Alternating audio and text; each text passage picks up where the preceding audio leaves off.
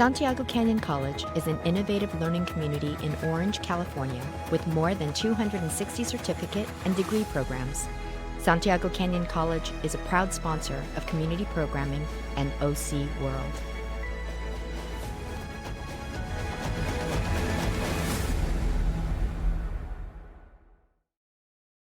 OC World is made possible by the generous contributions of Marisla Foundation, Keith and Judy Swain Family Foundation, Wells Fargo Bank, the University of California, Irvine, Orange County Community Foundation, Farmers and Merchants Bank,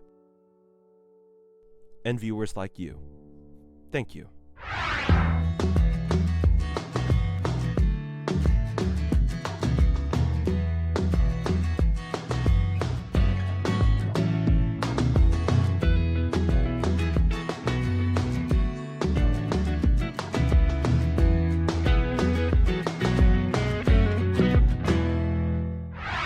Hi, I'm Rick Reiff, guest hosting for OC World, and I'm on location at Jeffrey Open Space Trail in the city of Irvine, the heart of the Irvine Ranch.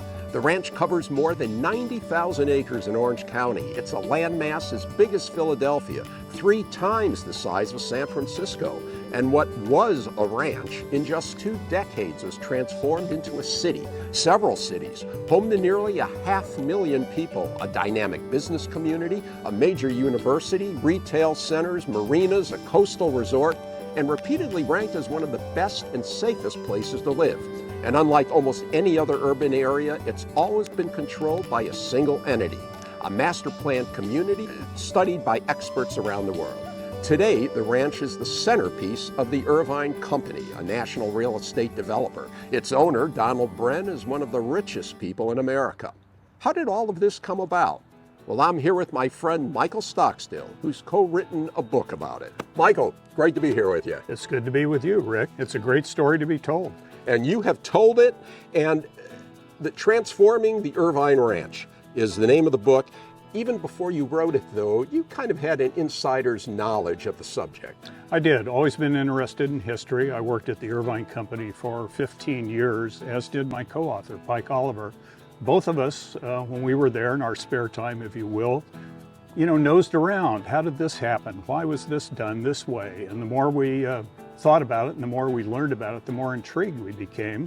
Fast forward, almost 30 or 40 years later, Pike, who's an urban planner, called me and said, we always talked about doing a book. Why don't we do it? The week we talked, COVID hit. We had a lot of time on our hands, and so we started writing the book. So somebody who benefited from COVID. We did. So here it is, Transforming the Irvine Ranch. Quite a long title, actually, because there's more to it. Transforming the Irvine Ranch. Joan Irvine, William Pereira, Ray Watson, and the Big Plan. What's the Big Plan? The Big Plan was written by William Pereira. Pereira was an architect and a planner, and he had been hired, along with his partner Charles Lutman, by the University of California in 1958. California was expanding. They knew they needed more universities. They told Lutman and Pereira, go to Southeast LA, go to Orange County, go to San Diego, find us a spot. Well, it didn't take Pereira long to figure out that the Irvine Ranch in single ownership was a great place to build a university. And so Pereira was really instrumental in convincing the Irvine family, the James Irvine Foundation, and the Irvine Company that it was a good idea to do that. Pereira was then hired by the University of California to design UCI. The Irvine Company saw what he had done and said, this is the guy to do a plan for us. And he created the first plan for the Irvine Ranch, the Big Plan. Okay, and of course, Pereira, a famous architect, and many of his works are considered museum quality examples of architecture, and they're all around Orange County.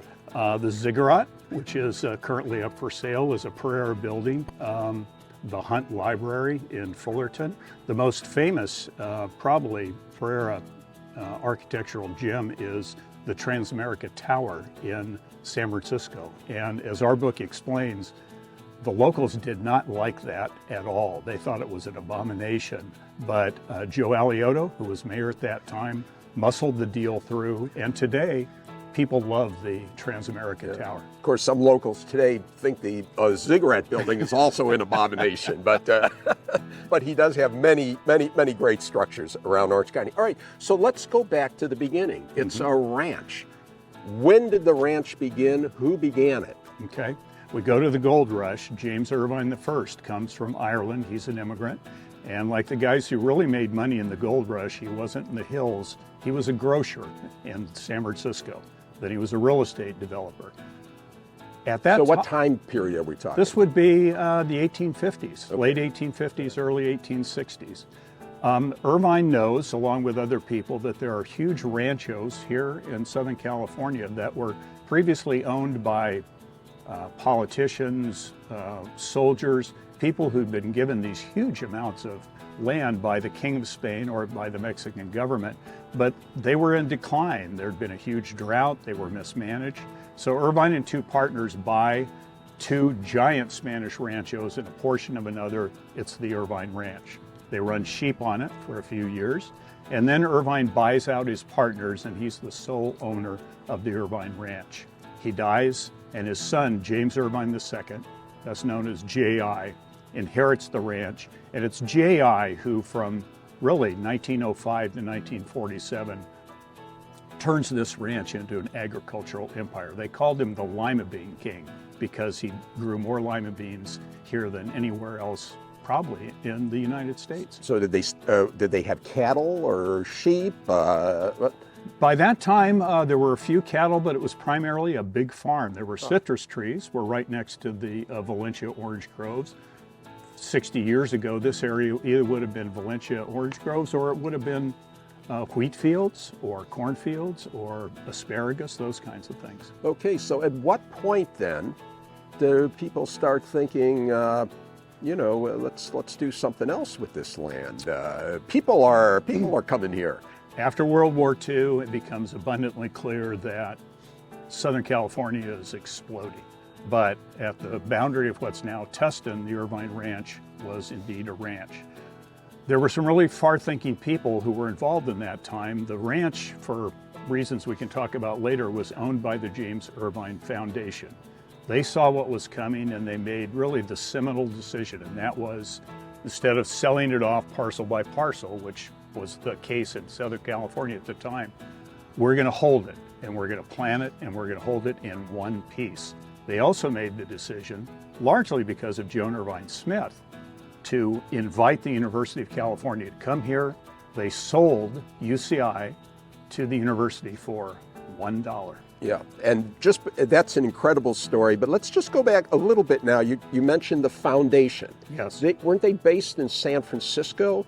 The story is James Irvine in 1937 knew that his oldest son was not going to inherit the ranch because he died. James Irvine Jr. died at age 42. So he turned to his trusted advisor, a man named Loyal McLaren, and said, how do I keep the ranch in one piece? He had almost a biblical desire to keep the ranch in a single holding. McLaren said, form a foundation, put your friends in charge of it, and after you're gone, they'll manage the ranch for you and they'll keep your legacy alive. That's what happened. Irvine dies in 1947. The James Irvine Foundation takes control of the Irvine Company, and essentially Loyal McLaren is the de facto president, the shadow president, if you will, of the Irvine Company from that point until 1977. Okay, so I can see a patriarch wanting to keep the ranch like James Irvine II wanted to, but then the foundation, you've got different people there. So don't you start getting pressure to let's sell things off bit by bit? So how did they keep it together? Because that's really an extraordinary part of this story. The pressure came from Joan Irvine Smith, and she was the granddaughter of James Irvine II. And Joan loved her grandfather. She traveled the ranch with him. She was only 14 when he died, but James Irvine saw something very special in Joan. He gave her 20% of the Irvine Company stock when he died. The foundation got 54%. Joan, I believe, considered the Irvine Ranch to be her legacy, and I think she wanted to run it. In fact, I know she wanted to run it. Joan joined the board of the Irvine Company in 1957 like a tornado coming off the plains, and she went to war with Loyal McLaren and the other largely older guys who were there, she called them the old bozos, and she went to war, and she was rich, and so she had PR people, she had lawyers. Joan spent the next 20 years litigating against the Irvine Foundation for control of the Irvine And Company. she was a gender-wise and age-wise a trailblazer. I mean, I am guessing she was much younger and of a different gender than anybody else on that foundation board. Her mother had been on the board before. She gave up her seat for Joan. Joan was only 27 years old when she joined the board. And, you know, it was the 1950s, Rick. You know, you girls go over there and, you know, tend to the house and let us men take care of things. Joan was smart, she was beautiful. Everybody you talk to says Joan was a striking woman. She was powerful, she was litigious, and she had money. And so all of those characteristics together made her a tremendous force. So what are the biggest things that she did to advance the Irvine Ranch? Biggest thing was the University of California at Irvine. Joan had seen what had happened at UCLA when the Jans family donated land there. The land around it became very, very valuable. Joan could see ahead, and she knew that by putting the University of California here, the entire ranch would benefit. And so that was probably the key element. The second key thing was, in 1969, the federal government looked at all across the nation, they saw that charitable foundations were owning companies. That meant they weren't paying taxes. A movement started in Congress to change that. Joan happened to be living in Middleburg, Virginia, about an hour from Congress, and she realized if the James Irvine Foundation is forced to sell their stock, I can take control of it. Joan lobbied very hard in Congress. She testified, she litigated, and in 1969, the Tax Reform Act passed, and Joan was set to take control of the ranch, but other events took place. So Joan is on the board of the foundation. Of the Irvine Company. The Irvine Company. Yes. Okay. Which was owned by the foundation. Okay, all right. But she's actually lobbying against them in Congress, saying you should tax these people. Yes. I want you to tax them. Because she could then take control. Because she only owned 20% of it, right? But think about it, a public company with 20% as your base, you can then find 31% more from other investors and take control. So what prevented her from following through on this plan of hers? Well, the James Irvine Foundation was staffed, and its members were very sophisticated people. A.J. McFadden had been a Harvard-trained attorney. Loyal McLaren was on the boards of the Santa Fe Railroad and other big companies. They were sophisticated people. They knew what was coming, and they said, you know, if we're going to have to sell, maybe we'll find somebody friendly to sell to. One board member knew Raleigh Warner, who was the chairman of Mobil Oil. Phone call was made. Raleigh, would you like to buy our stock? Said, yeah, that'd probably work well. By accident, one of Joan's attorneys finds out that this is taking place. She sues to stop it.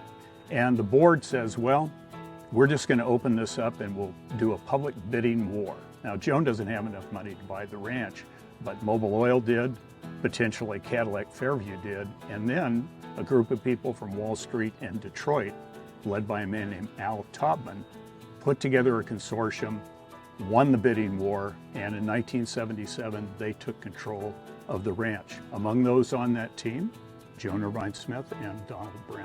And we will get back to Donald Bren. Very good. So that's how Joan Irvine then really went to war, wound up going to war with Bren as well.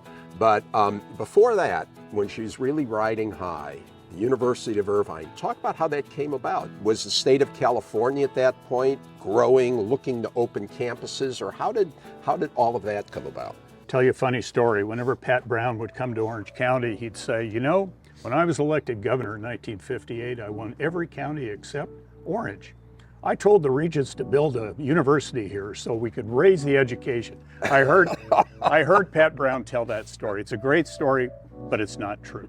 1958, mid-50s, the state of California knew it was going to need more campuses. They hired Pereira, as we talked about earlier. Pereira looks here and says, this is going to be a great place. However, for reasons that aren't terribly clear, both the foundation and the Irvine Company are a little reluctant. They're all they have is land. If they sell a piece of land, or God forbid, give it away, they've given away a huge asset. So there was a big fight. Interestingly, there was also concern, unfounded as it turned out, that the Irvine Company was discriminating against blacks and Jews. Clark Kerr writes in his autobiography, matter of fact, we knew this was taking place. Well, that And became, who's Clark Kerr? Clark Kerr was the president of the University of California. And he's writing that the Irvine Company. He is, without any real evidence. So that becomes an issue. The price that they're going to pay becomes an issue. Joan on one side is beating up the old bozos, as she calls them. The family is not sure if they want to give up 1,000 acres. Ultimately, the decision gets made, but then there's a problem. James Irvine in his will said, the Irvine Foundation cannot support tax-supported institutions. University of California is a tax-supported institution. The board hires an appraiser. He says, you know, if you give this land away, the value is going to far exceed the value of the land that you gave away, therefore you can do that. And that's indeed how it finally happens. Wow. So from there, how does it wound up, LBJ, the president, Lyndon Johnson, the president of the United States, was here for the dedication of the Irvine campus. So how did everything unfold? It was a big deal, you know. People don't remember Orange County in 1960, from Tustin to the south, looked like Kansas. There was just nothing here. If you look at the first photos of UCI, it looks like an outpost on Mars. People just don't realize how remote this area was. So it was a big deal. The story of getting Lyndon Johnson there was, it was an election time, and one of the regents of the University of California knew Lyndon Johnson, and he persuaded him to come to conservative Orange County and poke his finger in the eye of Barry Goldwater. As a matter of fact, they'd already dedicated the university. They came up with a special event for Johnson to come. But you know what it did, Rick? It put Irvine on the map. A lot of people just didn't know Irvine. We were in the shadow of Los Angeles. Johnson coming made a huge difference. And then Dan Aldrich becomes the first chancellor, and Dan Aldrich becomes a tremendous leader for the university. It's also the Vietnam War, and like campuses everywhere, there are problems. The Irvine Company was going to build its headquarters right across from the university in a place called University Town Center. Ray Watson had made that argument. It was ready to go, and then somebody burned down the Bank of America branch, which was at University Town Center. That was it. Irvine Company headquarters went to Newport Beach, where it remains today. Okay, so you mentioned Ray Watson. Who was Ray Watson? Ray Watson is really kind of the heart and soul of our book. Pike and I both knew Ray. We worked with him. We were fortunate to do so. He came to the Irvine Ranch in 1960 as a junior planner. He was just 34 years old. But even though he had a degree in architecture and planning, Ray was a big thinker, and he was also a guy who was really intrigued with planning for not just a building or a residential area, but he wanted to build entire communities. And that was based on his readings of sociology, psychology, not your average developer. Ray comes here and he gets his chance. It's 1960.